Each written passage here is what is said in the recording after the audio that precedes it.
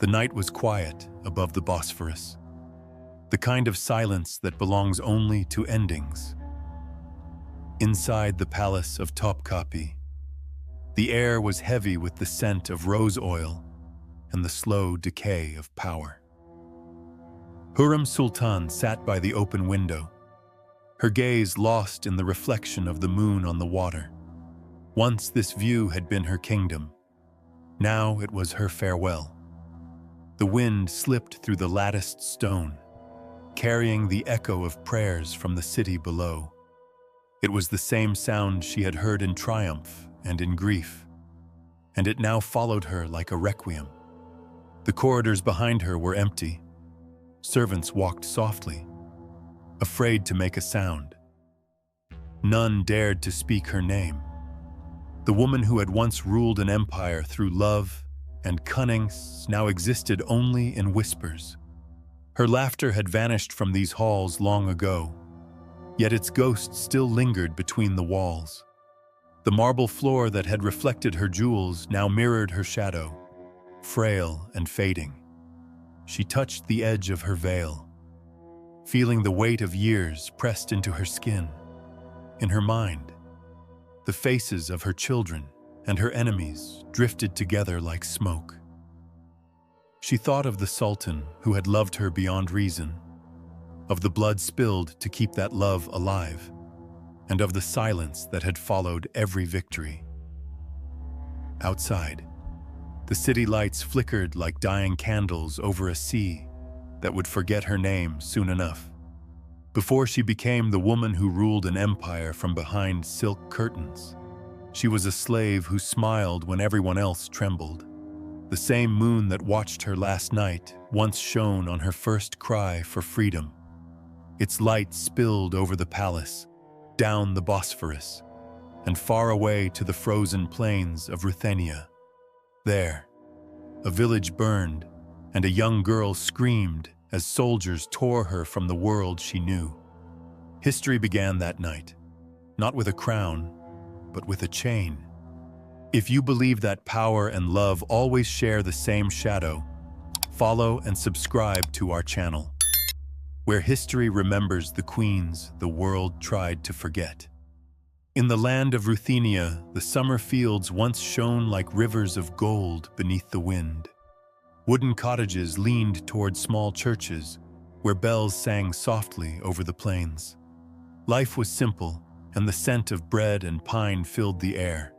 Children ran barefoot between the wheat stalks, and one of them, a girl with bright eyes and red hair, lifted her face to the sun, unaware that her world was already ending. The sound of hooves came first, distant but certain, a rhythm that swallowed the calm of the valley. Then came the shouting, the smoke, and the fire. The sky turned red as the Crimean Tatars descended upon the village. Doors were torn from their hinges, and the bells that once called for prayer now rang in terror. The girl was seized, her hands bound with rope, her cries lost among the flames. When the dawn rose, it revealed only ashes where a home had stood. She was carried south through forests and dust until even her name was stripped away. Constantinople rose before her like a vision of another world. Domes glittered under the sun. Minarets pierced the clouds, and the air was thick with salt and spice. Yet for her it was not wonder but a prison wrapped in gold.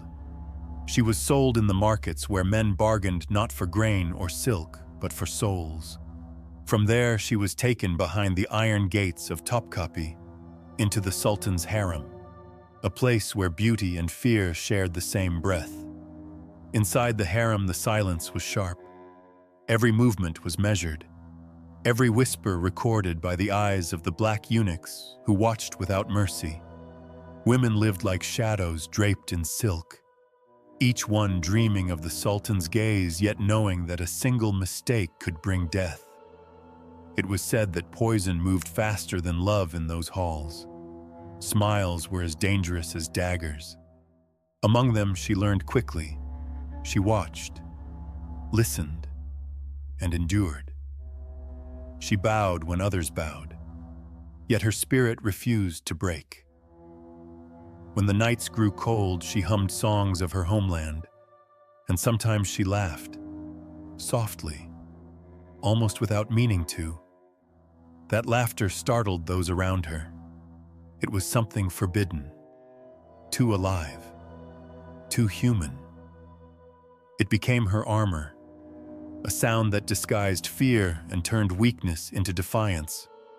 The others called her foolish, but the sound carried through the corridors like a spark. One evening, it reached a man who had forgotten what laughter was. The Sultan paused as he passed, listening. It was not the laughter of mockery or seduction, but of someone who had survived what should have destroyed her. He asked for the girl with the strange courage in her voice. In that moment, the balance of the harem shifted, between fear and desire, between the slave and the ruler. Something began to stir. The girl who laughed when others trembled was about to change the course of an empire. In the months that followed, the Sultan began to call for her more often. At first it was curiosity, then fascination, and finally something far deeper. In the vast palace where every word was a performance and every gesture rehearsed for power, her laughter became his only truth. She did not bow with trembling hands or flatter with empty praise. She spoke to him as if he were a man and not a shadow upon a throne. In the evenings, when the oil lamps flickered and the scent of amber filled the air, they talked for hours. She teased him gently, argued boldly, and when she laughed, he felt something he had not known in years, the ease of being human.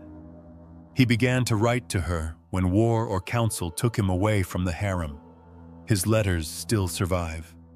Trembling lines written in the hand of a conqueror who had ruled kingdoms but never mastered his own heart. He called her my joy, my light, the soul of my soul. He confessed that without her presence he felt like a body without breath. In those words, the world glimpsed the heart of a ruler undone by love. The court whispered in disbelief.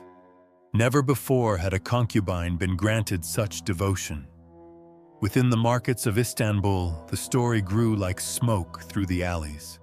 They said the Sultan was bewitched by a northern witch, that her red hair carried spells stronger than armies. Yet those who had seen her knew there was no witchcraft, only wit sharper than steel and a gaze that could disarm the proudest of men. Then came the act that shattered centuries of law.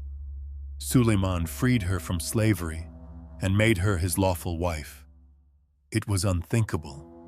The empire had always forbidden a sultan from marrying his concubine, fearing the influence of love upon power.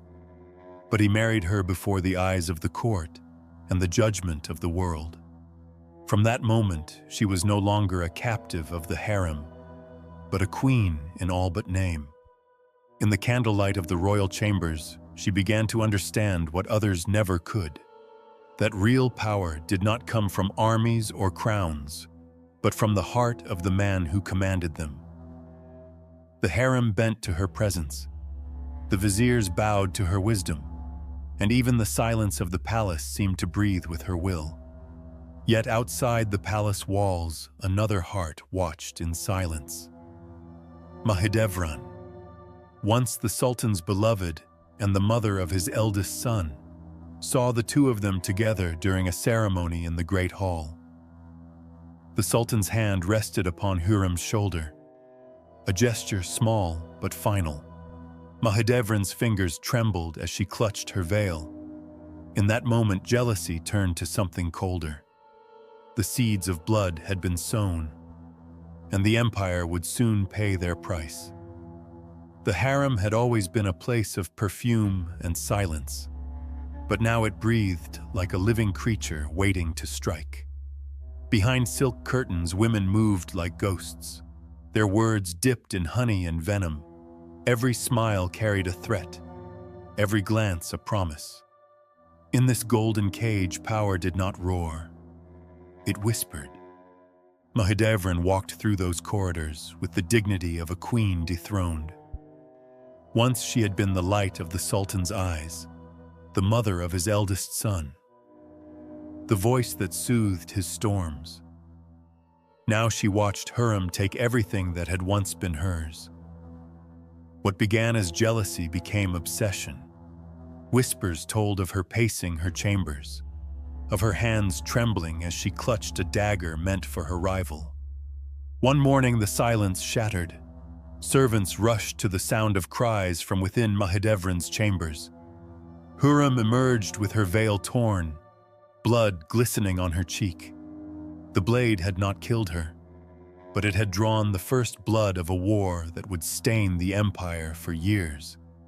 On the white marble floor, drops of red spread like a seal of destiny. The wound healed, but the mark remained, a scar that caught the light whenever she turned her face. It became the symbol of her defiance. From that day, the harem no longer belonged to Mahidevran. It belonged to the woman who bled and did not bow. Beyond the harem, another battle was forming. Ibrahim Pasha, the Grand Vizier, had begun to see in Hürrem a danger greater than any foreign enemy. He had been the Sultan's friend since youth, his voice in council, the hand that steadied his rule. But he underestimated her. Hürrem understood the hidden paths of power, the places where emotion turns to influence. She waited for the right moment, patient as marble weathering the rain. At night, when Suleiman returned from council, weary and suspicious, she spoke softly. She told him that loyalty can turn into pride, and pride into rebellion. She never named Ibrahim, yet his shadow fell heavier each time she spoke.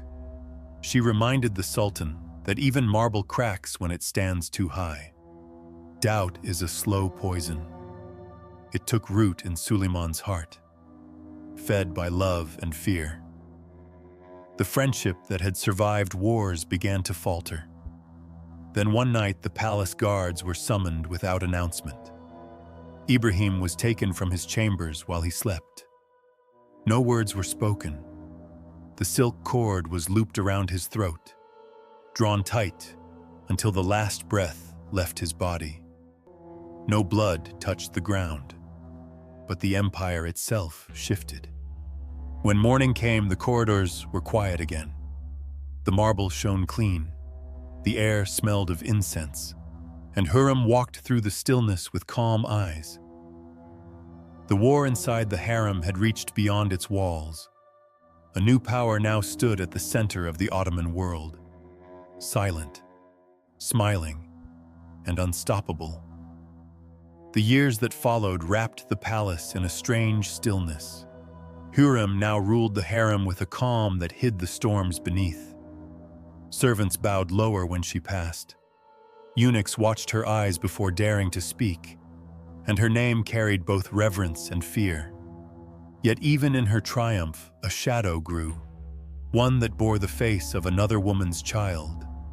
Prince Mustafa, son of Mahidevran, was beloved by the army and adored by the people.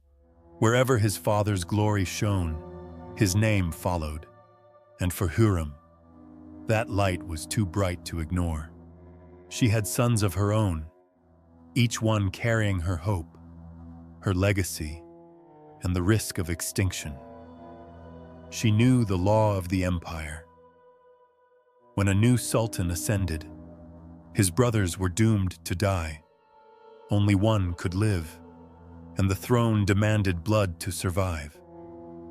Love for her children turned into a quiet terror. She smiled in public. Yet every night she woke in fear that one of them would fall to the blade meant for her rival. Hürrem was not heartless. Those who served her spoke of nights when she sat alone beside the fountain, the veil fallen from her hair, tears vanishing into the water. She prayed for mercy she knew would never come. She whispered that she wished for another way, but in the empire of men, softness was death. To protect her sons, she had to become the monster they believed her to be. In the council chambers, the grand viziers murmured of Mustafa's growing power. Letters were brought to the Sultan, warnings of rebellion.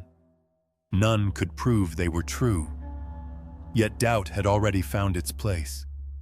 Hürrem said little, only that ambition sometimes wears the face of love. Her words were gentle, but they carried the weight of destiny. The year turned cold when the order was given. Suleiman was on campaign in Persia. He sent for Mustafa to come to his tent. The soldiers outside cheered as the prince arrived, proud and certain of his father's favor. Inside, the Sultan sat in silence. He did not speak as the guards entered. Mustafa stepped forward, confusion in his eyes, until the silk cord looped around his neck. They said he fought like a lion, but love had already killed him before the cord tightened. Outside, the wind carried no sound. Suleiman sat long after it was done, his hands trembling over the seal that had signed his own sorrow. In the harem, Hürrem stood at the window, feeling the night press against her chest. She knew the empire would never forgive her. The boy was dead. Her sons were safe, and yet she could not breathe. When dawn came, the palace was silent. Not a footstep echoed. Not a voice dared to rise. The air itself seemed to mourn, and in that silence, Hürrem understood that the cost of power was not victory, but emptiness. The empire had survived, but something inside it had died forever. After the death of Mustafa, the empire entered an age of uneasy calm. The cries of rebellion faded. The soldiers returned to their barracks, and the palace sealed its doors. Within those walls, Hürrem stood untouched by the storm she had helped to create. She was now the most powerful woman in the Ottoman Empire, and yet the most hated. To some, she was a queen without a crown. To others, a curse draped in silk. The whispers followed her through every corridor. Some called her savior. Others whispered witch. She walked through both names as if they were the same. Her influence reached far beyond the harem. From her private chambers, she began to write letters to foreign rulers. Her words crafted with the grace of a poet and the precision of a diplomat. One went to Sigismund, the King of Poland, another to the Holy Roman Emperor himself. The letters spoke of friendship, of peace, of trade. Yet beneath the civility lay the quiet power of a woman who knew her worth. She wrote not as a concubine, but as the equal of kings. Envoys who once dismissed her now bowed low, understanding that the empire's will often passed through her hands before reaching the Sultan's seal. Outside the palace, her name began to take on another shape. She built schools where children learned to read the words of the poets she loved. She ordered the construction of public baths where women could cleanse themselves in dignity. Above all, she built a mosque that carried her name, the Haseki Mosque, its domes rising over the city like a monument to her defiance. Every stone and every call to prayer was a message to the world that she had carved her place into history. The people began to call her the mother of Istanbul. They saw in her the figure of a ruler who had turned cruelty into creation, a woman who had taken the blood of the court and returned it as water for the poor. Yet within the council chambers, the viziers spat her name with fear. To them, she was the ghost of Topkapi, unseen yet everywhere, whispering in the Sultan's ear, reshaping decrees and deciding fates with a glance. Hürrem had learned to move within the stillness. She no longer needed laughter or tears to command. Her voice was soft, her presence steady, and her calm became the measure of authority. She walked the palace gardens with her hands folded, eyes lifted toward the domes she had raised. The same face that once trembled in captivity now carried the serenity of one who had conquered too much. One morning she stepped into the courtyard of Topkapi. The air was bright. The marble glimmered beneath the sun, and the city stretched before her like a kingdom built from her own will. The wind lifted her veil, and the light touched the faint scar upon her cheek. For a moment she closed her eyes, neither proud nor ashamed, only certain that history had already bent to her name. The years grew quiet around her. The gardens that once trembled with the sound of her laughter now moved only with the wind. In the chamber that overlooked the Bosphorus, Hürrem sat beneath the same moon that had witnessed her rise. The scent of rose oil still lingered, but her hands no longer held the strength to pour it. The city outside murmured like a distant sea, unaware that its most powerful voice was fading. Her body was frail, her breath uneven, yet her mind remained sharp as glass. On a low table before her lay parchment and ink. She wrote slowly, her words small and deliberate, each one shaped by memory and regret. Suleiman came to her often. The conqueror who had ruled 3 continents entered her room in silence, stripped of all ceremony. He would sit beside her bed and read his verses, the same lines he had written long ago in the fervor of their love. When he spoke her name, his voice broke. In those moments there were no courtiers, no guards, no empire. There was only a man mourning the woman who had carried both his joy and his ruin. As her strength ebbed, the palace grew tense. Some waited for her death with relief. Others prayed for her recovery. The city held its breath as if the air itself feared to move. On the morning she finally closed her eyes, the call to prayer drifted across the Bosphorus, and Istanbul seemed to pause between one heartbeat and the next.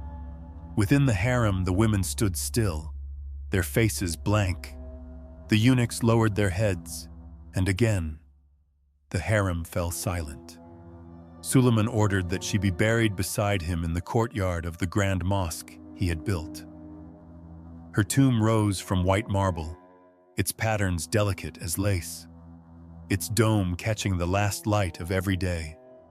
Crowds came to look upon it, some in sorrow, some in resentment. For centuries to come, her name would remain divided between devotion and disdain. She was not good. She was not evil. She was what power made of love. Her story was carved not only in stone but in the hearts of those who learned that passion and ambition are made of the same flame. As the sun sank over the domes of Istanbul, its light washed her tomb in gold, turning marble into fire. The empire she had shaped continued to move beneath her shadow, ruled by men who feared what one woman had dared to become. If you believe empires fall not by swords, but by the hearts that dare to love too fiercely, subscribe to our channel, where every queen leaves blood on her crown.